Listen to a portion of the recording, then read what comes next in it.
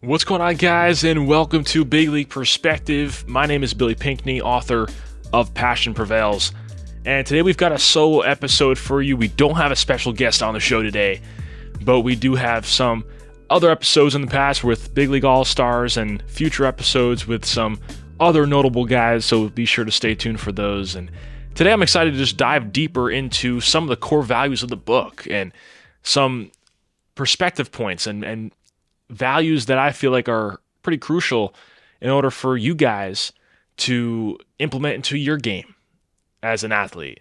And it doesn't matter if you're playing in 7th grade, 8th grade, high school, or going to college, doesn't matter. You'll find value and you'll be able to apply it to your own career. And I'd like to start off by talking about what it means to be a quality teammate. What does it mean to be that guy who can go ahead and impact your fellow teammates in a positive way?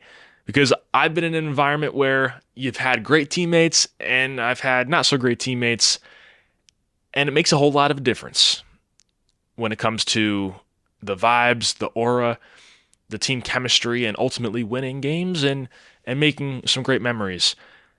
When things weren't going as well, when you didn't have teammates who were there for each other, it was more of a selfish environment. People were in it for themselves, for their stats, to just show up and say, look what I did, this is all about me, and that's really it.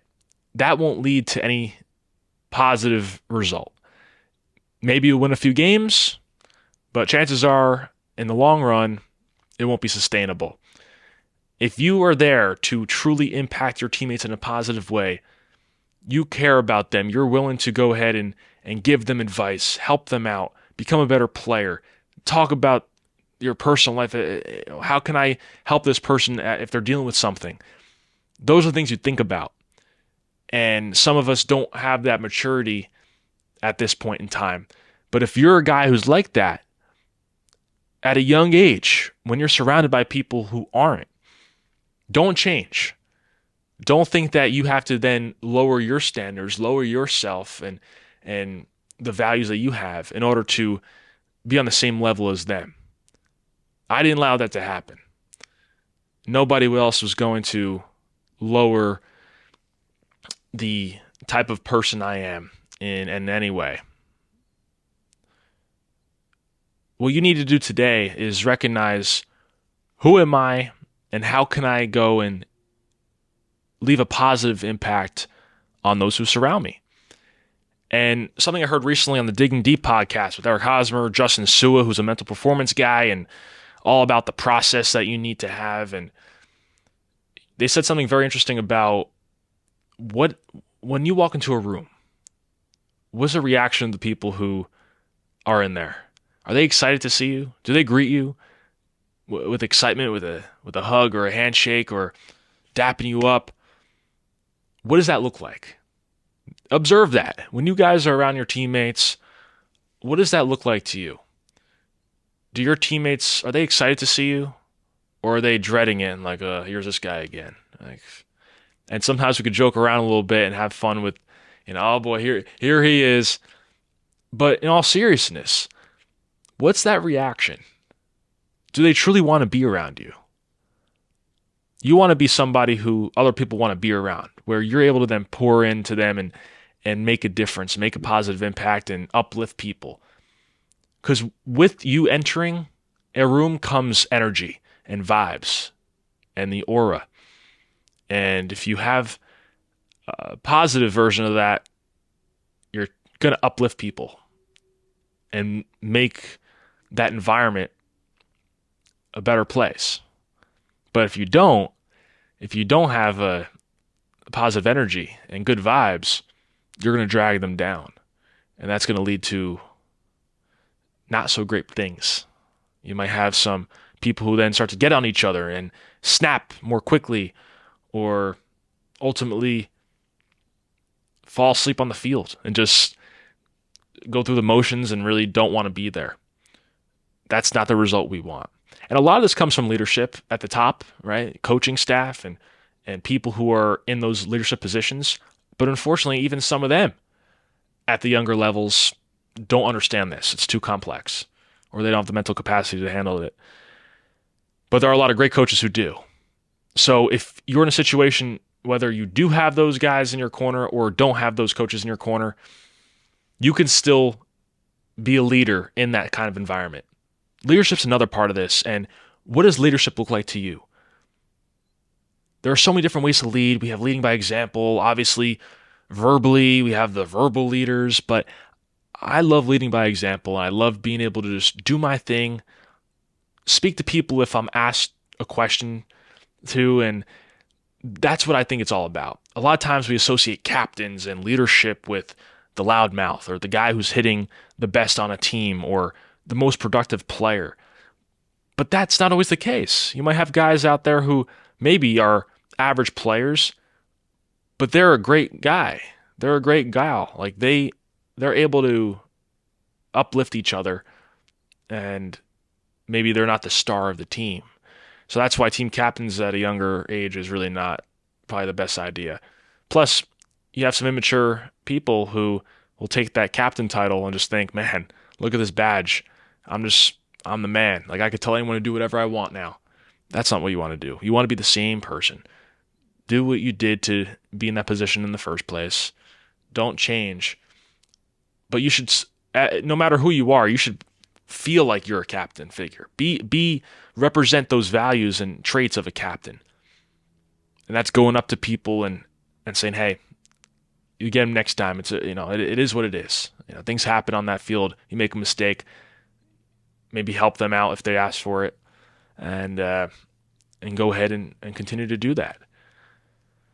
It can be hard sometimes, and sometimes other people don't want to hear those messages of advice, but that's what you have to do sometimes in order to be a leader. The truth could hurt sometimes, but it's also about your tonality and how you go ahead and tell them that information, the delivery. There are different ways to get the message across, and some ways are more effective than others. So that's definitely another leadership characteristic that you'll be able to improve on as you continue on and continue to learn. And I love these lessons that can be used in life throughout your career in sports. If you one day enter some different industry, everyone retires at some point. I say this all the time. There are ways to implement the skills that you've learned in your sport and transfer them into a different industry. Whether you're a teacher, whether you're somebody who's able to work in sports one day full time, you find the passion, you find the energy in what you want to do each day. And it won't necessarily be easy each day, but you'll be able to, in the long run, work harder on something that you enjoy. Perspective point number 10 is to embrace your passion, because passion prevails. That's the name of the book. If you have a passion and you're working on that passion, you're more willing to work harder on that passion because it's something you enjoy, as opposed to just showing up for a job, working X amount of hours, and then leaving. When you're passionate about something, you're working on it, you're willing to work harder on that and ultimately achieve more with that passion because it's something that you have a deeper connection and meaning with. There's something deeper that is connecting you to whatever that is. And for a lot of us, that's sports, that's baseball, that's an incredible thing. But we have to know how to tap into that. This is a mental game, man. Not only baseball, not only sports, but life in general. If you have your mind in the right places, you can be unstoppable. But this is a process, and that's why these perspective points that we have ultimately transfer into our personal lives. If you were an athlete, or if you're somebody who's no longer playing. So I know this is a shorter episode today, but I'd like to go over the 10 perspective points. And these are the core values of our show. We touched on the passion element, which is perspective point 10, and then number 1, which is how your identity is not in the sport that you play. And we want to make sure that's separated. We want to make sure that obviously we put our all into a sport. We want to be great at it. We don't want to be slacking off, or anyone else, like coaches, that think that we're not putting our full effort in. But there are times where we need to take a step back for a little bit, go on a walk, spend some time outside, with friends, family, other hobbies, and know that that's not who we are. We are not our sport. That's just what we do. And even though we love it, we can't let it define us, because there's a much greater thing for us to do, and that's to impact people, right? So perspective point number 2 is to be faithful to God and His plan for you. Kind of paired with the identity thing, you don't want your identity in your sport. There's a much greater mission for us. Number 3, prove yourself right, not others wrong. Man, focus on what you're doing to become better. Don't worry about proving other people wrong and worrying about what they think. You know what you think and what you're able to accomplish. Number 4, you were born with a purpose, allowed to be revealed to you. Number 5, your teammates will remember how you treated them. Number 6, learn from others' mistakes as if they were your own. Number 7, create your own approach if you want a different result than others. Number 8, live for each day, not the weekends. Each day is great, not just the last 2 days of the week. And number 9, create your own version of cool, because fitting in is what losers do. Going back to leadership, going back to being somebody different. You don't want to fit in with everybody else. If all of your teammates are acting one way and you know it's not right, and you know you're a leader, you're somebody different, whether you have that captain title or not, you don't fall into that trap. Be unique. You're not going to get a different result than everyone else if you're doing the same thing as them. Have to be your unique self, genuine self, and know that what you're doing is what you need to do in order to get to the next level. That's what I did when I was younger, and high performers do that. You have to know you're a high leverage performer. You're somebody who can do things at a high level, and even if other people are making stupid decisions, you're not going to buy into that. Creating your own version of cool, doing your own thing. I wasn't the cool guy back in high school. I wasn't the cool guy when I was growing up, but I had a passion, I had a vision, I knew what I wanted to do, and it blossomed. And then you turn into that guy, but it really means nothing, right? None of that stuff, it's all facade.